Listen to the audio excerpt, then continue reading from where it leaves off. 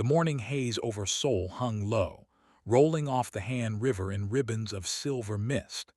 Inside the Korean Hunter Association headquarters in Yongsan District, fluorescent lights flickered against the hum of servers. Technician Park Se-min squinted at a glowing screen. Section Chief, look at this. Gate fluctuations under line 4 again, deep below Seoul Station. Section Chief Nam Hyun-soo leaned over his shoulder. The readings looked wrong.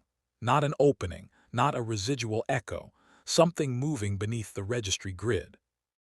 Gate residue can't exist underground, Nam muttered, unless someone's hiding one. Cut to a narrow alley off Tojiro, night rain hissing on concrete.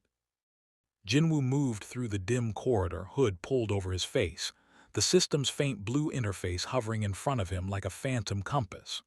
Coordinates pulsed, 37.5547 N, 126.9706 E, depth unknown. He followed the signal down an old service stairwell sealed with rusted chains. One flick of his knife broke the lock. The air grew colder with each step, smelling of damp metal and forgotten electricity. The light from his phone carved a small circle through the dark. Wires hung like vines and the tunnel stretched endlessly forward. When he exhaled, the fog of his breath drifted upward and vanished, as if swallowed. The system chimed once. Hidden quest active, the dungeon below. Proceed with caution. Above ground, Association text traced the anomaly's pulse moving deeper. Park Se-min swore under his breath. Whatever it is, it's alive, he said. Nam Hyun-soo stared at the readout. Then someone's down there with it. He keyed the comms. Dispatch a C-rank scouting team to the old Seoul Station tunnels, quietly. The passage Jinwoo followed ended in a service chamber filled with stagnant water.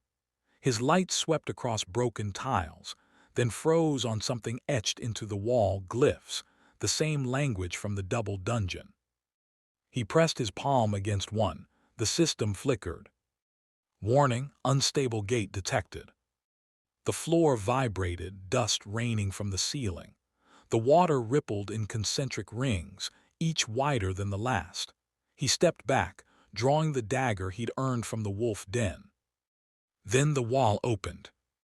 A line of blue light tore across the surface, widening into a vertical wound. Air was pulled inward, dragging dust and paper scraps into the glow. Jinwoo steadied his breathing. Not again, he whispered, but stepped through. Inside, silence. The world behind him sealed shut.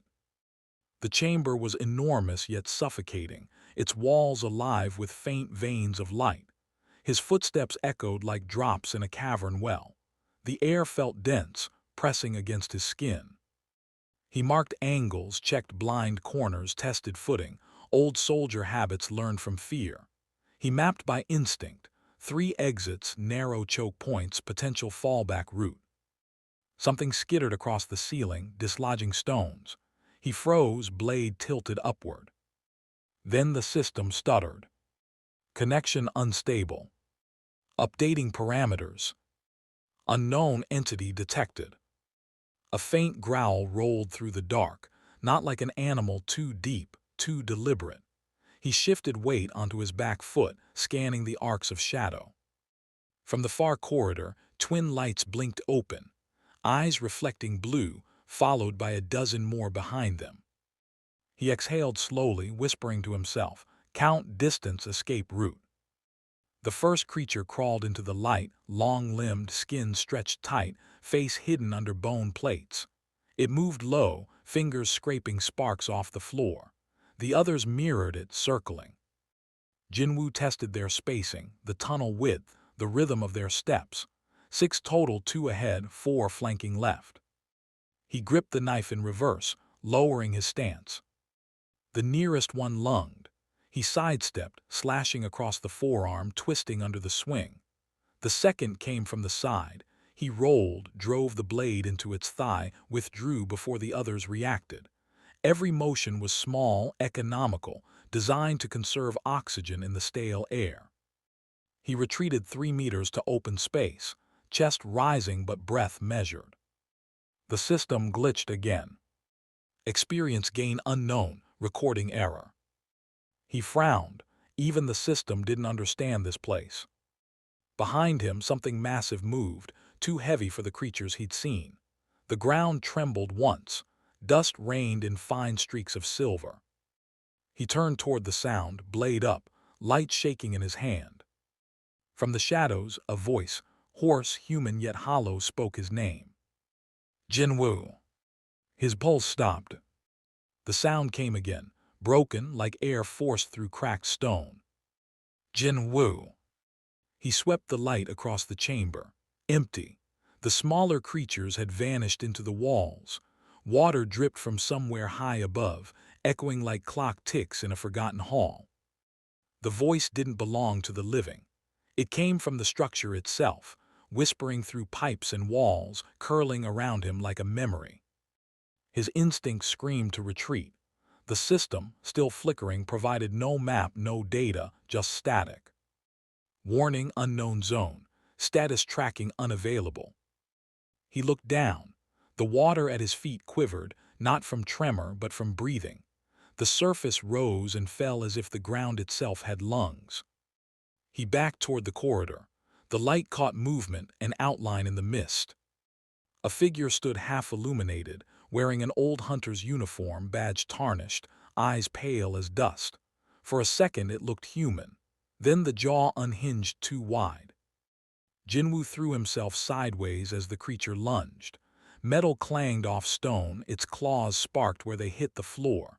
He rolled, sliced upward, caught the joint under the ribs. The knife stuck. The thing shrieked, not from pain but from recognition. Through the noise the voice persisted, "Player, come deeper." He yanked the blade free, retreated again, tracking exits.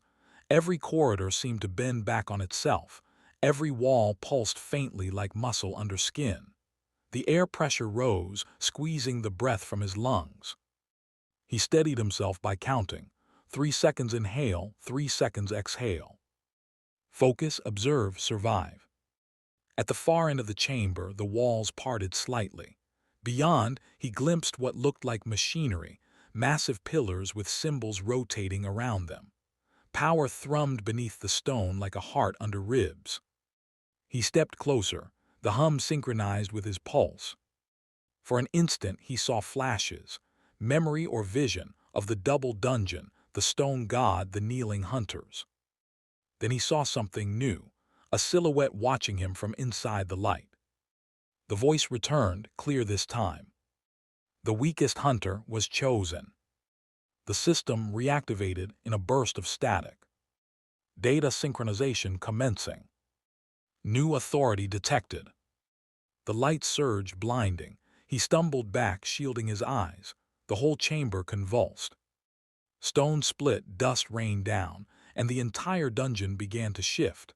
Tunnels folding, corridors twisting like a living labyrinth. Up above, in the Hunter Association control room, alarms flared. Park Seaman shouted over the noise. "Sir, that anomaly, it's growing. The readings are spiking off the charts." Nam Hyun-soo stared at the monitor. "No gate behaves like that. It's not expanding outward, it's burrowing deeper." The lights flickered. On the map, a pulse moved under the city, heading toward the river. Below ground, Jinwu fought for footing as the floor buckled. He sprinted toward the nearest passage, ducking falling debris, sliding under collapsing stone. The air turned molten with heat and dust. When he reached a small opening, he dove through and tumbled into another chamber, smaller, circular, lit by faint runes. He coughed, wiped dust from his face, and froze. In the center stood a stone altar, its surface carved with symbols identical to those from the temple of the double dungeon. Above it hovered a black orb, swirling slowly, emitting a low, rhythmic pulse. The system's voice, flat, mechanical, spoke in his ear. "New quest, claim the source or be erased." He hesitated. The orb pulsed faster, reacting to his heartbeat. He reached out, hesitant, cautious. The moment his fingers brushed the surface, everything stopped. No sound, no air, no weight. Only darkness, vast and infinite. Then faintly a heartbeat echoed, his yet not. And a voice, neither mechanical nor human, whispered through the void. You are not the first, Jinwoo. His eyes snapped open, the orb had vanished, the altar was empty. The chamber walls rippled once and solidified again. He looked up. A faint blue crack glowed in the ceiling, an exit or another trap. He exhaled once, sheathed the knife and whispered to himself, "Then I'll be the last."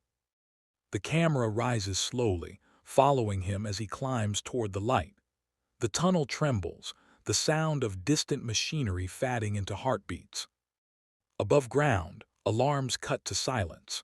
The monitors in the association flicker and die, leaving only one lingering line on the screen. Synchronization complete.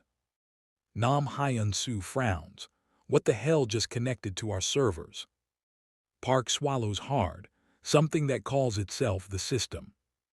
Cut back to the tunnel mouth. Jinwoo emerges from the darkness, soaked in dust and blood, the faint system glow reflected in his eyes. He looks toward the river horizon, where storm clouds are gathering. New title earned, Survivor of the Deep. Thunder rolls across the skyline as the camera pans upward. Far below, the ground shifts once more, as if something vast has turned in its sleep.